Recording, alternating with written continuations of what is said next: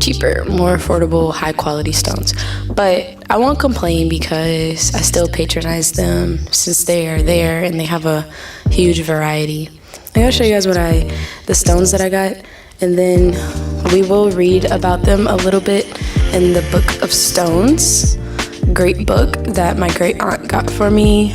It's by Robert Simmons and Nisha, Earth Angel Hills. This evening I went on a mini crystal haul. I actually made quite a few purchases today, just to keep my equipment and productivity and all those things up to date. So I'm really happy about the things that I purchased today. Also went grocery shopping, and I had to buy some new glasses because, as you saw in the previous video, I did break my glasses. The other ones are still very functional, but I'm buying another pair because it's good to have two instead of one in case something happens like that, or if it broke in a way that was harder for me to repair it. So yeah, I went to a local store here in St. Louis called Mystic Valley, and I got some crystals. I didn't plan on going there, but I go there every once in a while. I will say I don't quite prefer their prices because I'm able to find more affordable stones elsewhere, mostly elsewhere. There's another store in St. Louis called STL Rocks that is really good and affordable, but also there is Etsy Marketplace is where I like to source a lot of stones, and then there's another shop that's not too far away from St. Louis, and they tend to have more affordable pricing. And if I really put my effort into it, I can make it to one of the Arizona Tucson gem shows to get even cheaper, more affordable, high quality stones. But I won't complain because I still patronize them since they are there and they have a huge variety. I'm gonna show you guys the stones that I got, and then we will read about them a little bit in the Book of Stones. Great book that my great aunt got for me.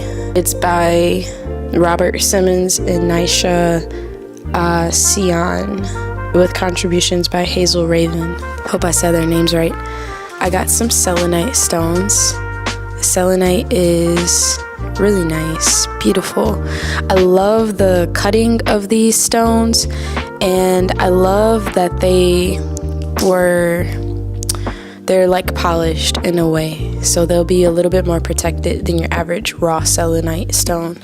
I guess they're tumbled. I'm gonna clip my mic to my hair so we can keep the microphone close to me. But yeah, just to show you these stones. Here are the selenite crystals that I got. They're beautiful cubic square stones, and the shape of them is just so beautiful. It's already just looking at them in the store inspired me, ooh, I want to make some beautiful pieces out of that, something simple.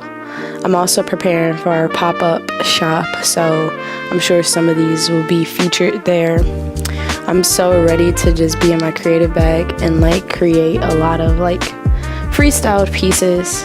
So those are the 3 selenite stones that I got. We can read about the selenite now. So in the book, we're gonna go to the S. Selenite in this book is on page 429, and it says spiritual activation, communication with the higher self, spirit guides, and angels. It's the wind element, and the chakras are the 3rd eye, crown, transpersonal, and etheric, the 8th through 14th, and above the head. They use a chakra system that extends beyond the main 7 that most of us know about, but it's a calcium sulfate. It can be found around hot springs, which is amazing. Just even knowing about the location in which stones can be found tells you about the energy of them, and knowing about what places in the earth or the locations that they're found also tells us about the energy. So if you study the people of the land, if you study the climate of the land, the environment of that land, you can gather information about it. The history of it is just so much. Like, so many things go into the ground, including our bodies, our corpses, and everything goes back into the ground in whatever region we're in. Our food, our waste, our blood, sweat, and tears, the things that we create, the things that we destroy, everything goes back into the ground. And so having a culture in any region of the earth, the things that get solidified in the grounds and in the caves and just the mere environment of a place in the earth of that area is all comprised of its people, its culture, its environment, everything. It's all synergistic. I don't know if that's a word, but anyways, all interconnected, just to get a little deep on you. But it's found in many countries, including Australia, Greece, Mexico, and the USA. Best known for popular selenite crystals for metaphysical use are long and clear crystals from Mexico. And since they're found by like hot springs, that's pretty cool. It says selenite is formed as an evaporate in clay beds around hot springs. In hydrocrystals containing inclusions of water and gas bubbles that are found relatively frequently. Some selenite crystals have a startling property of being soft and flexible enough to be bent in one's hands. It's colorless gray, white, green, golden brown. So that's cool. We know that the color white oftentimes represents purity. I'm no expert, but if I were just to give like my own input ideas about selenite, I feel like this is a stone because of its softness that is formed rather quickly rather than over years and years and years and years and years and years and years and years and years and years. Because some stones do take a very long time to form, but I think the harder a stone is, perhaps the longer it has taken for it to form, or maybe it just means the mineral is more rich and dense. But selenite is something that if you put it in water, it can dissolve because it's like a salt. So, very nice, unique stone. It's ruled by the moon. Selenite, the word Selene is like a moon goddess. So, we definitely know that it's dealing with the moon energy. The light of it does look pretty cosmic. It kind of reminds you of the moon, watery, dreamy, mystical in a way. But yeah, we know the moon is connected to our emotions, it's connected to the divine feminine, to women, our cycles that we go through. It looks like ice in a way, and it does melt away, just like how ice can look, which is more of like a fixed water type of element. So it's like a solidified form of water or emotion. But relating it back to the moon changes its sign like every 2 days. So we can look at this stone for helping with rapid emotional growth, healing, intelligence, and healing for sure. That's selenite. I hope you guys like that little piece on selenite. I got 3 of these stones that I'm going to create with. I know I'm going to have fun with it, and I'm even looking to combine it with something else that I bought. Speaking of which, I'll show you guys what I'm talking about right now.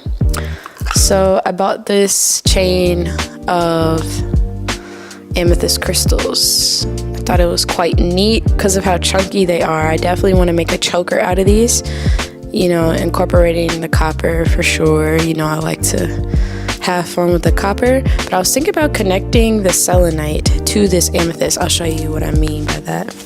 So when I was at the counter checking out, I kind of thought like, wow, this would be cute as a choker, having like a cute selenite piece hanging from it.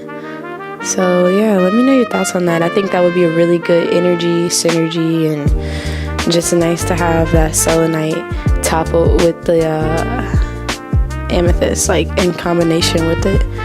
So most of us know about amethyst. Amethyst is a very popularized stone is purple. Crown chakra is what's connected to the purple colors. In the book, amethyst is on page 23 in the front. It has protection, purification, divine connection, release of addictions, which would really pair well with the selenite, because I think selenite has a releasing power to it too, helping you release because of how rapidly it changes, and also like how rapidly it's been formed. And that's about selenite. Back to amethyst, it's in the quartz family. It's a hardness of 7. Its color varies from pale to deep purple. Is derived from a combination of trace amounts of iron and aluminum plus natural or applied iridation. Amethyst crystals and gems, rough, are found in numerous locations throughout the world, including Brazil, Bolivia, Mexico, Africa, Canada, Russia, US, and Europe. So amethyst is like all around the world. This is worldwide. It is prized for its beauty, legendary energies, thousands of years. Neolithic people in Europe used it as early as 25,000 BC, and in the ancient Egypt, it was made into beads and amulets. Early Greek, comes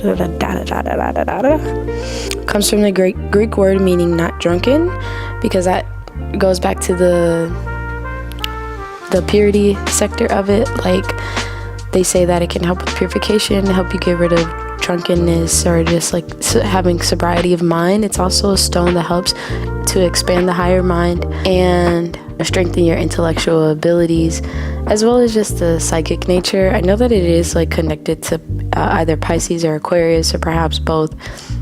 And both of those signs, especially Aquarius, deals with like the psychic faculties of our mind. And Pisces does too, because of like how it connects us to the dream world and the ethereal world and the world beyond. Aquarius deals with the world beyond as well. Most of us know a lot about amethyst. It's a pretty cool stone, especially to start off with. If you just get into crystals, a lot of people gravitate towards amethyst. I'm pretty sure amethyst and citrine are like two in the same stones with different color variations in it.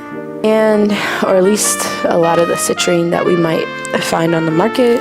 I would say that this citrine is definitely like heat treated, because the citrine that isn't is like usually a more darker and more dull, and the heat brings out the color in it. That was amethyst. I'm trying to think if I have anything more to say about amethyst. It's definitely a stone that is one of the most popular stones. I like it for its crown chakra abilities, higher mind.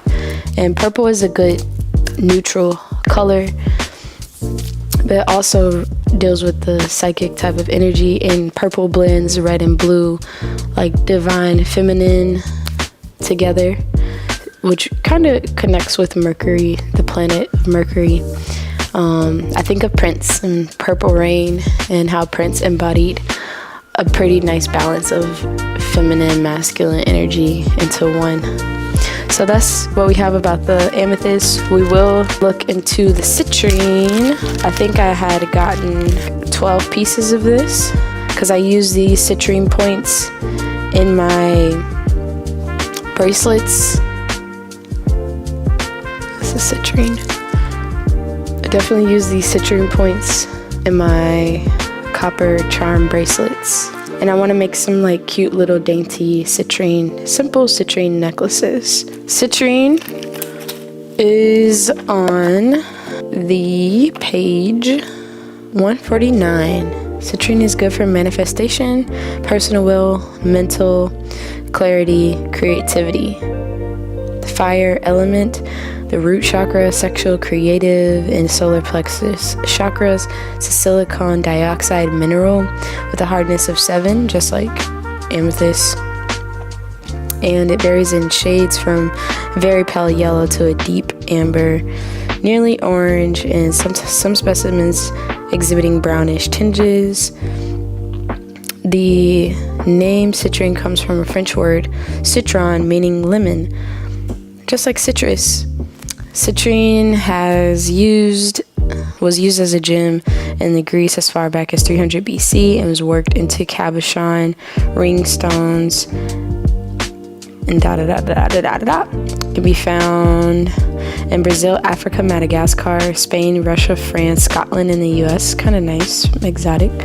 Citrine opens the inner doors to increase clarity of thought, enhanced creativity, magnified powers of will and manifestation. They probably gather these things because of the color it has with the yellow, which really relates to like our solar plexus, and the solar plexus definitely deals with our level of creativity as well as emotional processing, transmutation, because our solar plexus is kind of like around our stomach intestines area.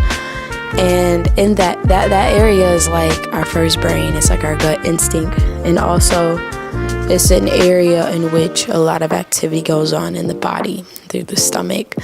And a lot of transmutation goes on there. A lot of turning solids into liquids, into other forms, and getting nutrients throughout the body. And so there's a lot of creative type of energy going on in our anatomical body as well as our spiritual body when we're dealing with the gut and the solar plexus. And so yeah, think of those things when you think of citrine. Definitely mental clarity, because that's like something that the color yellow inspires. Think about the light bulb that people put above their head, like in TV shows and stuff that we seen growing up. When the light bulb pops over your head, you have like a great idea. And that can, be connected to the yellow of the light, as well as yellow giving us mental clarity. And then we also think about the sun and how the sun provides clarity as well. Because without the sun, without light, things are a lot darker and dimmer. And even though the moonlight provides sun, sometimes the moon is dim. And then sometimes, it's still dark when the moon is out. For the vast majority, it provides a different type of light, a more subtle light, but the yellow light from the sun definitely provides clarity, allows you to see what's in front of you. So that's what we connect to the yellow color in the citrine. Let's open this box. Okay, I didn't buy that much this time, but I got these 3 boulder opal stones. Although very small, they were kind of pricey because the store, man, they make sure they get their dollar. I want to show you the opal stones that I got. I'm gonna shine a little light on them. I'm not sure if you could see the nice glimmer that it has in it.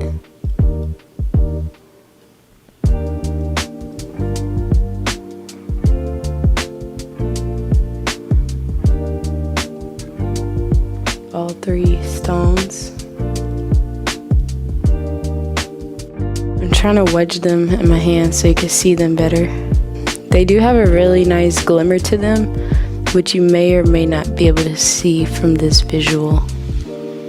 They have tones of like red and blue and light neon blue, pinkish. They're really beautiful. So I wish you guys could see them. With a closer look, these particular opals are like boulder opal, I think that's what they call, or doublet or whatever. They slice them really thin and you get to see the nice fluorescent dazzling layer of it all, but it allows it to be a little cheaper than other opals because of how thin it is. The opal is on page 355 in this book. However, there's so many different types of opal that it goes all the way into they list different types of opals all the way up into page 364. So we have violet opal, violet flame opal, Lumerian golden opal, Oyehi blue opal, Oregon opal, fire opal, black precious opal, white precious opal, and the common opal. So the one, I think what my opals are comprised of, they didn't quite say it at the store, but it's closest to the white precious and the black precious opal. The white precious opal deals more with intensification of emotions, purification, the water element, all chakras. The black precious opal deals with manifestation of one's intention, amplification of emotions, revealing and releasing psychic wounds. The storm element, the root and the crown chakra. So the white is best known and most widely used in jewelry. Its milky background color sets off the multicolored fire in a very attractive way. Where can we find it? Australia, especially Coober Pedy in Andamuca. Other deposits have been found in Brazil, Guatemala, Honduras, Japan, and the US and Nevada. Very unique places. I like that most of these can be found in the US too, like right here at home. It's an emotional amplifier. So to sum it up, they both kind of have that energy to them.